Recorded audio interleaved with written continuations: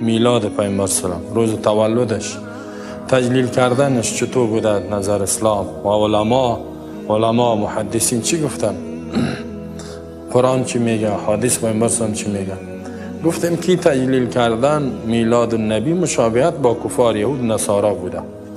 اونا روز میلاد مسیح عیسی علیه السلام تجلیل میکنن، کریسمس و این گپا و جشن ها دارن، روزای عید دارن، روزای خوشی دارن.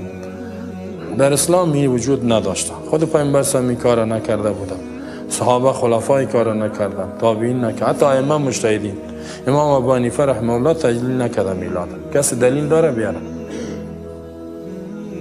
کسی که میگه حنفی استم با تجلیل میکنه، یا خود حنفیت نیست، چی از کجا کردی؟ مذهبی استم، حنفی استم، خود کجاست؟ او نکرده ما میکنیم. این خود تو خود از امامت کده بالا کردی دیگه. نگام گپ باشه میگه تو از امام کده میفهمی. مالکی استم، شافعی استم، حنبلی استم، تجلیل میکنه. در کجا؟ امام مالکی کار نکرده، امام شافعی نکرده، امام احمد بن حنبل. ثواب داره؟ میگه ها ثواب از پیش از اونا خواهی ما تو آمدی در قرن 21 ثوابا رو جمع کرده رایستی. اونا تقوا نداشتن، اونا ثواب کار نداشتن، چرا اونا این ثواب نگرفتن؟ از پیش خود میان خود فلسفه میگن. پس نیست، چرا نکردن؟ نبود دین. تو که ایجاد کردی بدعت شد. بدعت چیز نو در دین پیدا کردی که او را ثواب میگی و بسیار چیز خطرناک است. رسول میگه ایاکم، خبردار خود نگاه کن، و محدثات الامور، چیزای نو در دین. چرا؟ فإن كل محدثة بدعه، هر چیزی که نو در دین ایجاد میکنی میگه دین است، ثواب است، بدعت است. بدعت چیز نو شد.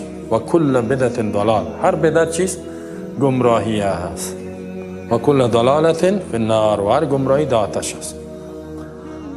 گناه کبیره است، بسیار گناه کلام است. مبتدی از این گناه خود توبه نمیکنه، خطرناک است.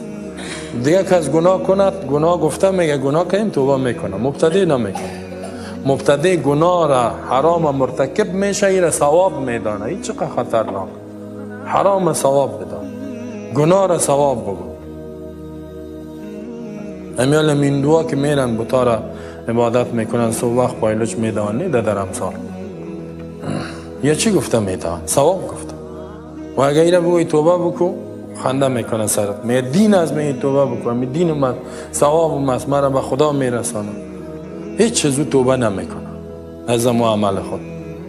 او را دین میگه. این را که دین گفتی خطرناک شد.